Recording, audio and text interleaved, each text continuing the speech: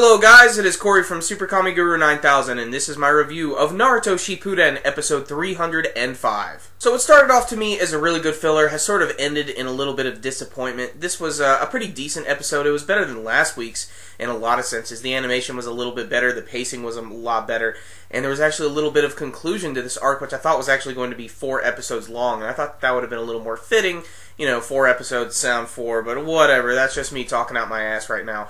Really what's going on in this episode is we get to see that Shikamaru and his group of friends are still having to deal with the Sound 4 while they're stuck inside this giant eyeball barrier, and everybody's trying to figure out how to get the hell out of it. And it seems like Naruto is going to be the trump card how to do this, and before they've hinted at the fact that Naruto is able to sense evil chakra, or evil presences and even revenge presences of sorts, and that's how he's been able to find all of these Zetsu clones. And Shikagu, in a way, kind of like tries to tell him how to do this, but I don't know why he doesn't just outright tell him how he's supposed to do this. He cryptically tells him how he's supposed to find this secret barrier, and maybe there's a reason for this, but damn it, you guys are in the middle of a war and your son is trapped in a giant eyeball being attacked by a bunch of demonic people with crazy abilities. I think you better tell Naruto where this fucking barrier is instead of giving him some cryptic answer. But that doesn't matter because eventually it gets to the point where Naruto is able to reach that barrier. And in this episode, I thought that Shikamaru and his friends were going to be the ones who were going to be able to take out the Sound 4 again. I thought that would have been pretty fitting, considering, you know, they've been touting their whole revenge thing this whole time. We've learned that they wanted their revenge against these guys, and it's their revenge that makes them stronger. In fact, there's even a flashback where they get to talk about their moments they had with Orochimaru, and there was a scene that they actually showed with Orochimaru where he had just lost his arms, and he's like, well guys, I'm at my weakest right now. If you wanted to kill me, you could do it right now. And this is where Orochimaru goes on to explain, through the use of Edo Tensei and the reanimation jutsu, you guys are going to be able to come back way, way stronger because of not only being an immortal, but also because you're going to have revenge on your side. That's going to make you even more stronger. And Shikamaru brought up a really good point in this episode that immediately got brushed to the side. 2 members of the Sound 4 were actually killed by Kankuro and Tamari, and they really don't seem to give 2 shits about that. What matters is these guys right here. The action was a little bit better this week. You know, there's more display from the Sound 4. They all looked a little bit cooler when they were attacking.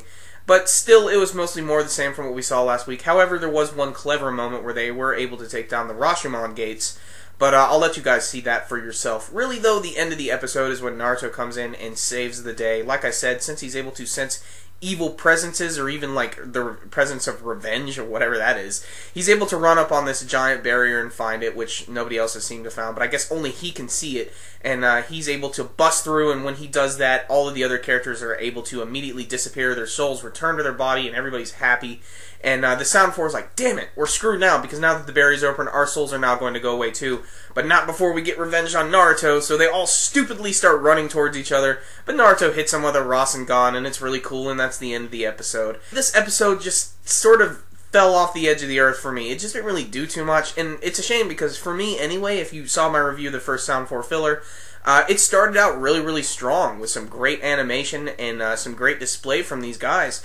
But the second episode brought it down, and the third episode was mostly more of the same, with Naruto having to save the day and sort of steal Shikamaru and their team's thunder.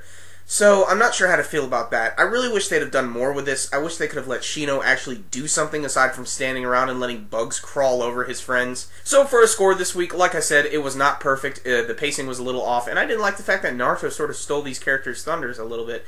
So, I'm only going to give this episode a 6 out of 10. It really wasn't the best episode for me, and it's a shame because I was really looking forward to these Sound 4 episodes. The first episode I thought was really good. The second ones are definitely kind of lacking, and I was really surprised how quickly they wrapped up this Sound 4 story. So, there it is. It's done. How did you guys feel about it, though? Did you like the return of the Sound 4 and getting to see all of their cool powers again? You can let me know with your comments below. Remember, guys, as always, if you like this video, make sure and give it a thumbs up. It really helps these videos out a lot. I'll see you next time, guys. SuperKamiGuru9000, out.